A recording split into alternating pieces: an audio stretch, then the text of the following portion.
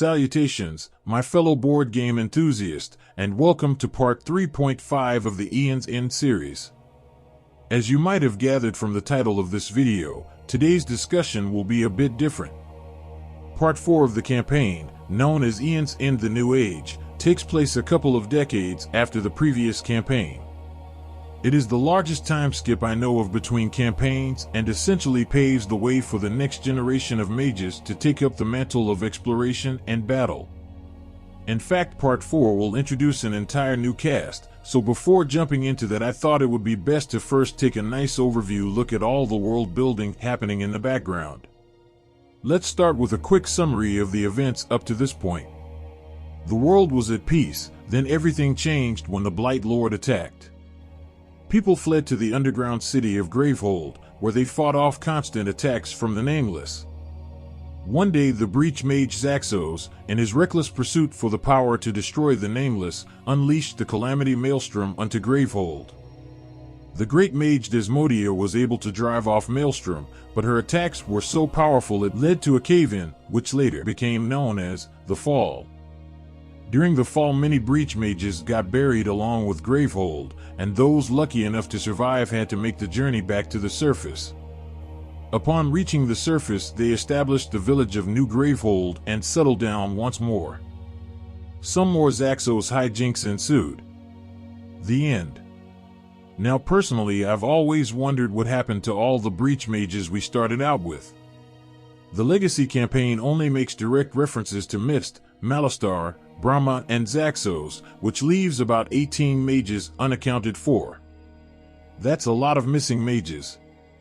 Thankfully, the lore of the next campaign sheds light on some of these and establishes interpersonal connections like never before, though it did take some digging to uncover it all.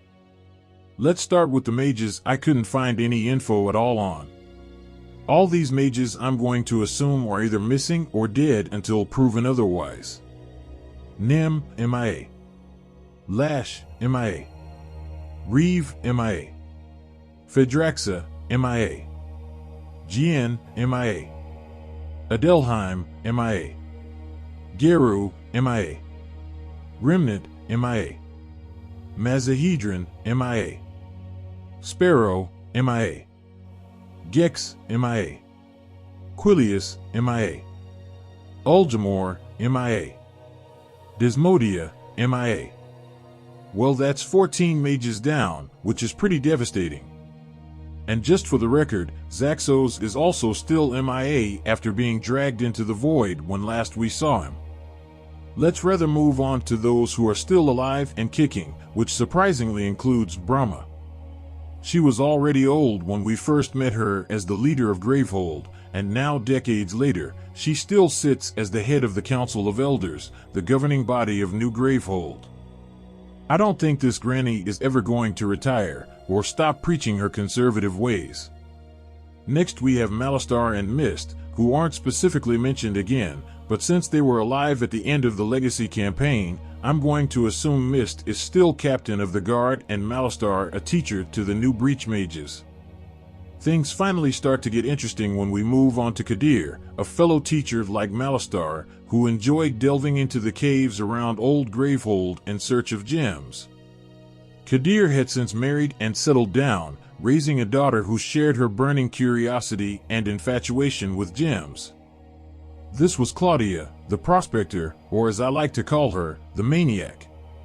To better understand why I call her a maniac, you need not look further than the spell snap ritual, which simply contains the quote, "ha ha ha ha." Her flavor text on other cards reveal a similar love for experimentation and explosions. Moving on, we have Claudia's partner in crime, Jigar.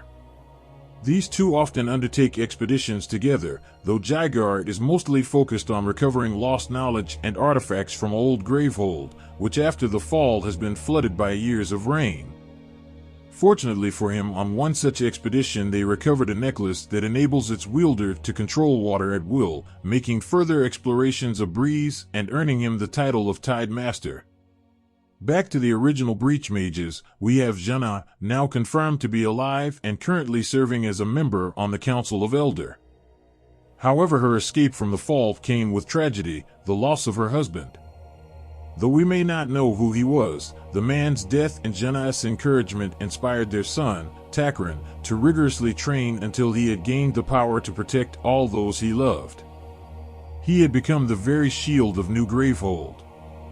The final two original Breach Mages, Yin Magda and her student Indira, I believe are currently residing in the small village south of New Gravehold, known as the Southern Outpost, or South Post for short. While Yin Magda's survival is pure speculation on my part, we know Indira survived the fall as she is mentioned in the tale of the new Breach Mage, Nook.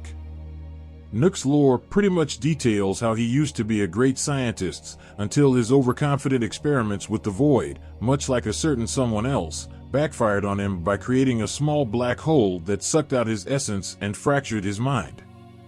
Luckily, his life was saved by Indira, who captured and contained the mini black hole into an orb. Okay guys, we're about to get entangled in an entire spider web of relationships, so you better pay attention to the next part. Of all the new Breach Mages, the only one I can confirm lived in South Post was Talix, the son of South Post's leader. Talix had always been fond of mischief and often explored the wild rather than study at home. One day, he came across a young boy, Inko, in some ancient ruins, whom he adopted soon after. Now Inko's origins are a bit of a mystery. It's unclear where he came from, but much like Tarzan, he had grown up in the wilds, raised by a strange tree creature with emerald eyes and a thorny face. Unlike other mages, Inko possessed the ability to control plants and vines and was closely in tune with nature. After Talix had taught him how to speak, the two of them moved to New Gravehold so Inko could be with kids his own age. In particular, Inko befriended Razara, whom he found to be very beautiful. From early childhood, Razara was an energetic girl who loved the forest. While running about outside as she often did, Razara happened upon a strange raptor-like creature. Pulling an Owen from Jurassic World, she befriended the creature, named him Rip, and the two have been practically inseparable ever since. As if to contrast Razara's outgoing nature, her twin sister, Mazra, far preferred books and studying. Mazra was a careful thinker and theorist who uncovered spells no one had even heard of. She had become the youngest Breach Mage in history after passing her ordeal at age 10 and has worked closely with Brahma ever since. Her dream is to one day become the next head of the Council of Elders. Hoo boy, you can really tell the creators of Aeon's End went all out with the characters' backstories this time, and we still have a bunch left to cover. How about we take a breather and cover Rhea next, who is probably the one mage with no direct relation to anyone else. Rhea's backstory is fairly simple. As a young girl, she suffered from a strange disease which caused her hair to fall out. I'm guessing it was some type of cancer, though no one in that universe had encountered the illness before. She managed to recover after coming into contact with an artifact her father had been researching, which caused her to regrow some crystal-like hair. In honor of this recovery, Rhea has devoted her life to hunting relics and is always eager to fight. Next we have Soskull, who used to be a wealthy aristocrat, though after the fall of Gravehold he realized he lacked the one thing he needed in order to help the people, magic. Despite not having the talent to become a Breach Mage, his understanding and willingness to support others earned him the position of leadership for various expeditions to the snowy mountains up north. This brings us to Sahala, the Oracle. Back in old Gravehold, her father had been good friends with Zaxos.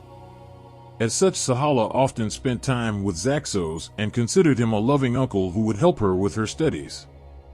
Even now, after Zaxos' betrayal, she continues to believe there is good within him and uses the meteorite shard he and her father discovered as a conduit to fight with. Speaking of Zaxos, the final new Breach Mage has an even stronger connection to him. Drumroll please. I present to you, Chu, daughter of Zaxos. She had been forced to live her whole life hidden away in the void while her father was consumed by his own research. It was only when a random breach opened near her one day that she was able to escape into New Gravehold. Luckily for her, the residents of New Gravehold did not hold her father's actions against her and welcomed Chu with relatively open arms. 1 second, guys. Let me just quickly give Zaxos his World's Worst Father certificate, which I'm sure will look great next to his awards for creator of Blood Mage Cult and destroyer of Gravehold.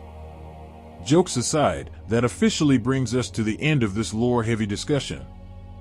Good news is that now you should know everything you need to know to start part 4 of the campaign, so rest assured we'll jump straight into it in the next video. Bonus lore drop time. I have to say, out of all the lore I've read, Nook's lore stands out as a unique puzzle on its own.